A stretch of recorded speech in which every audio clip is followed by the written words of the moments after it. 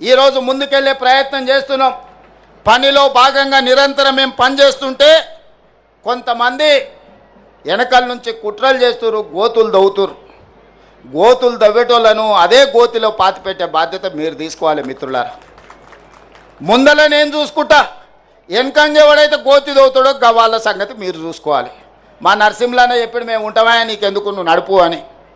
మరి మా నరసింహులన్న మాట మీద వెనకంగా గోతులు దవ్వేటోళ్ళను, నక్క జిత్తులోళ్ళను, నల్లి కుట్లోళ్ళను మీరే ఏదో ఒకటి చెయ్యాలి. మీరు చేయకపోతే నష్టం జరుగుద్ది.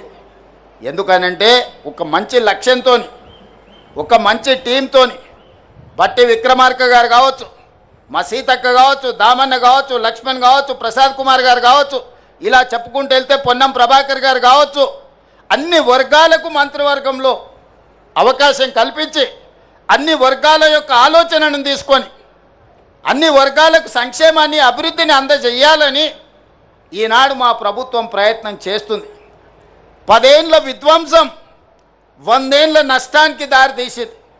దాన్ని ఇవాళ సరిదిద్దుకుంటూ చక్కదిద్దుకుంటూ ఆనాడు చేసిన అప్పులను చెల్లించుకుంటూ తప్పులను సవరించుకుంటూ ఈనాడు పరిపాలన జరుగుతుంది.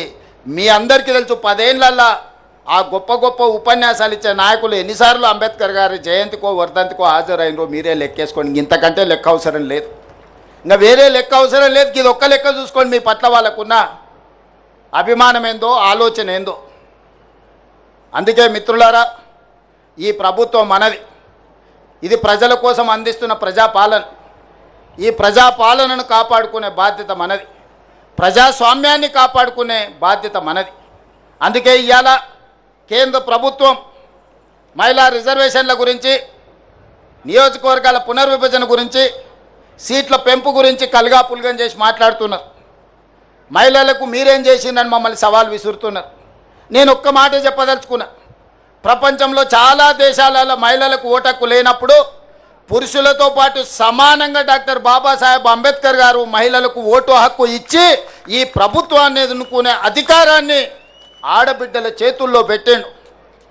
మహిళలకు మన దేశంలో పురుషులతో సమానంగా డాక్టర్ బాబాసాహెబ్ అంబేద్కర్ గారు ఓటు హక్కు ఇచ్చే వరకు చాలా దేశాలలో మహిళలకు ఓటు హక్కు లేదు. మహిళలు బయటికి వచ్చి బహిరంగంగా తిరిగే పరిస్థితి లేని రోజులు.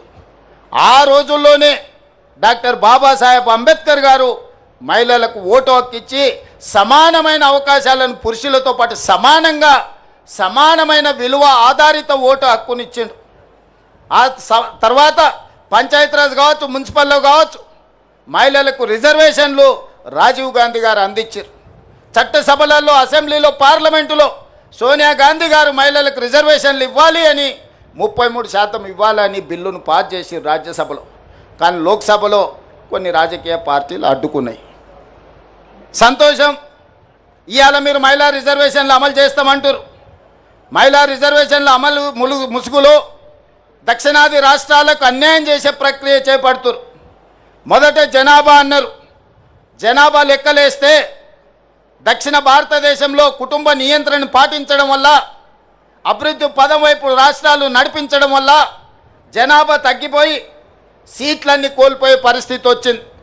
దానికి అభ్యంతరం బలంగా వ్యక్తం చేస్తే ప్రోరేటా ప్రకారం, అంటే దామాషా ప్రకారం 543 సీట్లు ఈరోజు దేశంలో ఉంటే 50% సీట్లు 272 సీట్లు పెంచుతాం.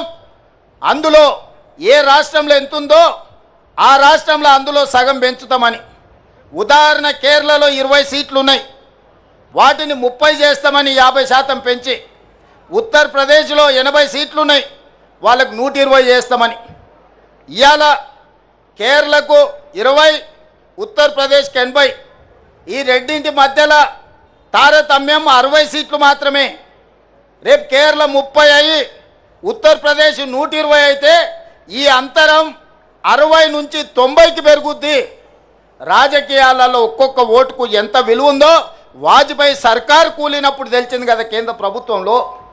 ఒక్క రాష్ట్రంలోనే ఉత్తర భారతంలో 30 సీట్లు పెరిగితే మరి అక్కడున్న దళితులకు, గిరిజనులకు రిజర్వేషన్లు పెరగవచ్చు, నేను కాదంటలేను. సీట్లు దక్కడం వల్ల దక్షిణాది రాష్ట్రాలలో ఉన్న దళితులకు గిరిజనులకు మహిళలకు నష్టం జరుగుతలేదా? ఇవాళ తెలంగాణలో 17 సీట్లుంటే 2 ఎస్టీలకు ఉన్నాయి, 3 ఎస్సీలకు ఉన్నాయి.